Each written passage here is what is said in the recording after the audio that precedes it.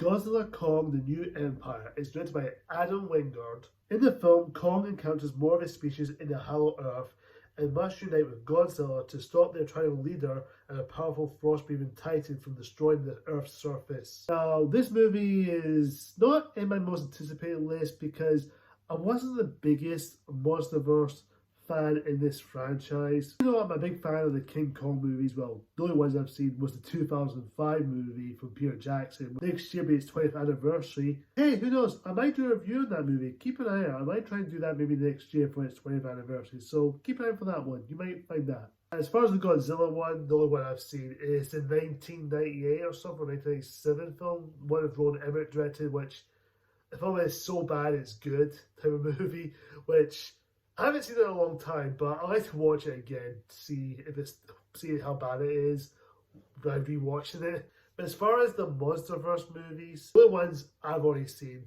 is Godzilla 2014, which I thought it was good. It wasn't amazing as people were saying it is, but I think it's a good enough film with its some premise and some enjoyable visual effects to look at and to enjoy. And of course, Kong Skull Island, definitely not great, but I think it's decent enough. It was alright, it was enjoyable. The characters, though, they're pretty flat and pretty boring. And of course, the past film we had was Godzilla vs. Kong that came out in 2021, which was a film that I would say it was decent. Not a great movie, but overall it was decent, enjoyable, good time. But as far as Godzilla King of the Monsters, which I have not seen, that's the only one I've not seen yet. I've heard a lot of mixed things about that movie, but for a majority of the audiences and fans, they seem to like it more than the critics, which I haven't seen it, so I can't judge, so I don't know. I might give it a watch some point, but maybe later on the line, but still, I'm not interested. But as this one goes, from the trailers and the marketing, didn't really grab me, but I was kind of hoping I could just switch my brain off and just watch it as a mindless action monster movie so I can enjoy. I will say the best part of the film, they do expand this MonsterVerse and very well. It does expand on its story, the lore, and all the monsters, which I will admit, there are some good stuff in there, and I do applaud the director and the certain aspects of the story they're trying to tell. And I do applaud them. I do respect them for doing that. And of course, the positive thing is the visual effects, and in terms of the action scenes with Godzilla and Kong fighting at the end, I will admit, it's entertaining. It does get the job done. It does give you some entertaining values. It definitely felt like it's an entertaining flick that you could just turn your brain off.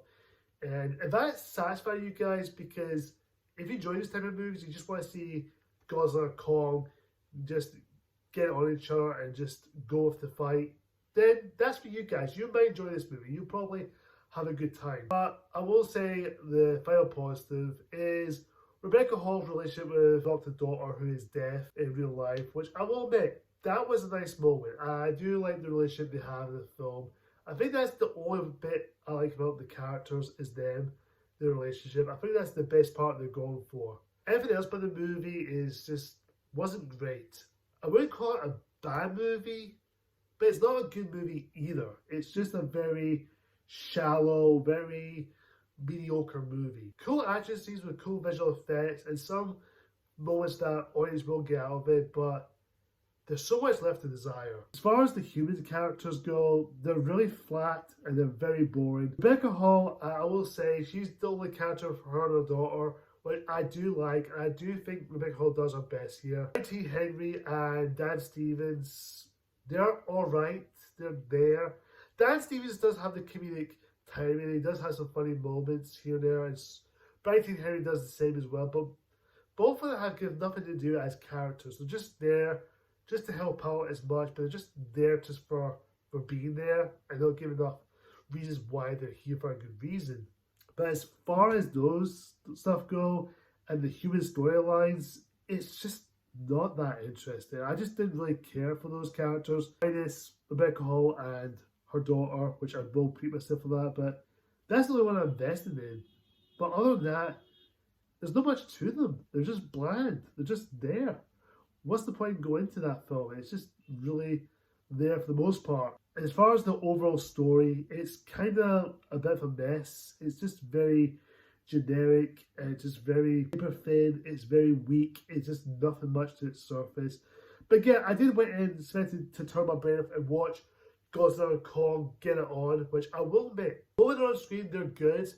But here's the thing though, this is the biggest negative about this movie, is there's more Kong than Godzilla. Because Kong, we do get enough see Kongs, more species of them, and of course he bonded a relationship with this baby Kong, which I will admit, that's one positive thing. I do like the relationship between them, even though there's no dialogue, they're just roaring each other. But I will admit, that was a nice moment, and I do like that. As far as Godzilla, he was underused. The Godzilla creature just was there for a minute of screen time, and then he's gone. And you don't see him till like another minute of screen time for a minute, and then after that, gone again until the climax of the movie. And I feel like, where's Godzilla? This is supposed to be Godzilla and Kong, the new empire. That's what I paid to see. I want to see Godzilla and Kong teaming up or having a drink one another again, like the last film. But other than that, it was just there. I can't really say enough about this movie. It's just